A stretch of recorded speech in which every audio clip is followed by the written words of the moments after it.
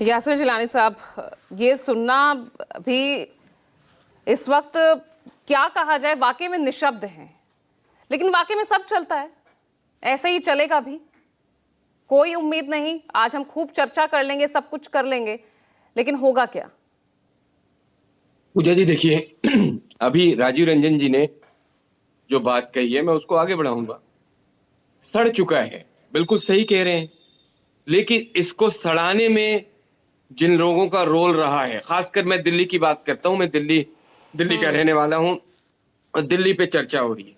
मैं कल पूरे दिन उस स्थल पे था जहां पे यह हादसा हुआ है। त्रासदी एक तरीके से दिख रही थी। आपकी आंखें नम हो जाएंगी अगर अभी भी आप उस जगह को जाके देखेंगी कि किस तरीके से लोग निकलने की कोशिश भरपूर करी, लेकिन कहीं कोई रास्ता नहीं मिला। और रास्ता जब नहीं मिला तो उनकी जानें गई हैं। और ये जो सिस्टम, ये जिस पे हम चर्चा कर रहे हैं बार बार पिछले 24-48 घंटों से, कि आखिर इसमें क्यों बदलाव नहीं हो रहा है, इसके लिए जिम्मेदार कौन है? मैं आप कहेंगे कि फिर ब्लेम गेम की हम लोग शुरुआत करेंगे। 27 साल से जिनकी सरकारें रही हैं, ये 2007 में बेड एंड ब्रेकफास्ट नियम के तहत होटल को लाइसेंस देने की प्रक्रिया शुरू हुई थी।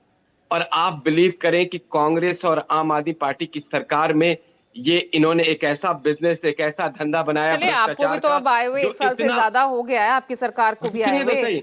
मेरे साथ बैठे हैं हरनाम सिंह जी कांग्रेस से, वैभव बैठे हैं आम आदमी पार्टी से। मैं उनसे सवाल करूंगी, आप ये बताइए ना, आपकी सरकार को आए हुए 1 साल से ज्यादा हो गया है वक्त, आपने कितना एक्शन ले लिया? आपने 1 सेकंड में टोक दिया तो कैसे काम चलेगा? अरे वही तो, यही तो राजीव कह रहे थे, आप ब्लेम गेम शुरू कर देंगे, यहीं पर हमारा प्रोग्राम इसी में हमारा सिमट जाएगा। आई डोंट वांट दैट, मुझे ये नहीं चाहिए ना, मुझे ये नहीं चाहिए।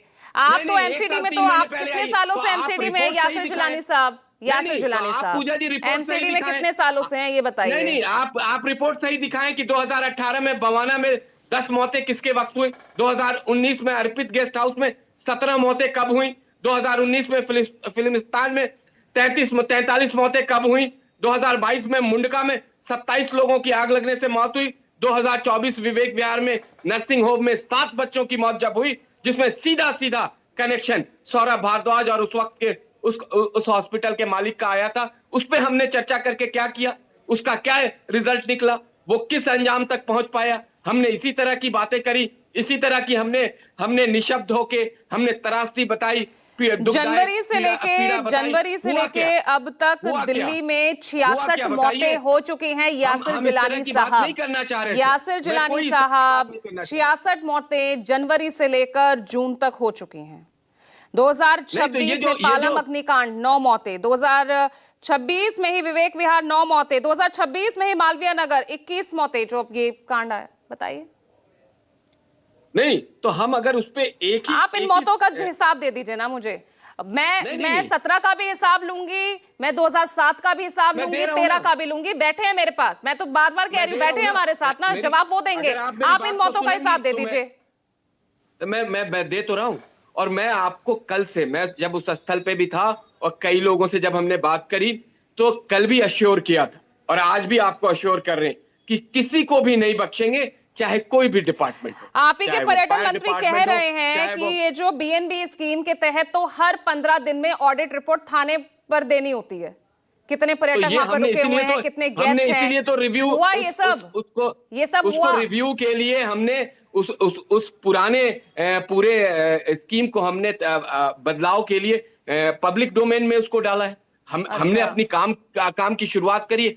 आप बताएं कि ये जो भ्रष्टाचार और ये जो राजीव रंजन जी सड़े हुए पूरे व्यवस्था की बात कर रहे थे, जिसमें जंग लगी हुई व्यवस्था, एमसीडी में बीजेपी नहीं है क्या? ये 27 साल एमसीडी में बीजेपी नहीं है क्या? अच्छा, एमसीडी की बात करेंगे तो क्या आप डीएम की स्थिति को भूल जाएंगी? डिस्ट्रिक्ट मैजिस्ट्रेट, डिप्टी कमिश्नर, और 11 12 सालों से, 27 सालों में 15 सालों से जो एमएलए रहे, जो वहां के लोकल पार्षद रहे, उनकी भूमिका को आप भूल जाएंगी? सिर्फ आप एमसीडी पे आके, और एमसीडी की जो भूमिका है उसमें किसी तरह की कोई कोताही हो, क्या वहां का एमएलए, अगर मालवीय नगर का एमएलए सोमनाथ भारती पिछले 12 सालों से एमएलए वहां रहे, तो क्या उनकी जिम्मेदारी नहीं बनती? उनको लोगों ने आपको खबर नहीं लगी? इतने बनाया सालों था। से ये सब हमारी चल रहा जिम्मेदारी था। बनी। चलिए आप सरकार में हमारी नहीं थे, जिम्मेदारी एमसीडी बनी। में तो आप थे ना हमारे एमएलए भाई। कांस्टेबल तो आपको रिपोर्ट देता होगा, एमसीडी तक ये खबर तो पहुंची होगी कितने अवैध निर्माण चल रहे हैं, कितने अवैध ऐसे होटल खुले हुए हमने हैं, शुरुआत कर दी है, कितने नॉर्म्स का यहाँ पर जो है पालन नहीं हो रहा।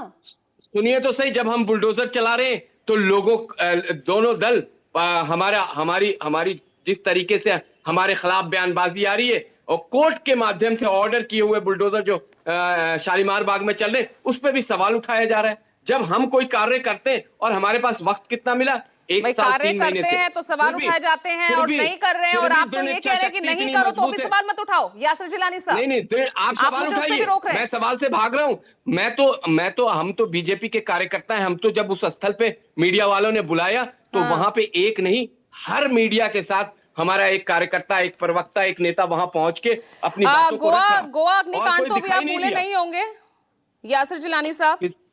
किसको? दिसंबर में 6 दिसंबर को गोवा में जो क्लब में, नाइट क्लब में आग लगी थी, याद होगा? मैं नहीं भूला हूँ उस विवेक विहार के नर्सिंग होम में उस घटना से ही सबक लेते हुए 7 जनवरी को दिल्ली हाई कोर्ट ने दिल्ली सरकार, दिल्ली नगर निगम, न्यू एनडीएमसी को ये निर्देश जारी किए थे कि आग से सुरक्षा के नियमों को लागू करने के लिए तेजी से कार्य योजना बनाई जाए। कितना काम हुआ उस पे आपको अभी ऑडिट चल रहा है। आपको जब सारी चीजें सामने आएंगी। इस मामले से जुड़े एक वकील ने ही बताया कि संबंधित अधिकारियों ने अब तक इस आदेश का पालन ही नहीं किया है।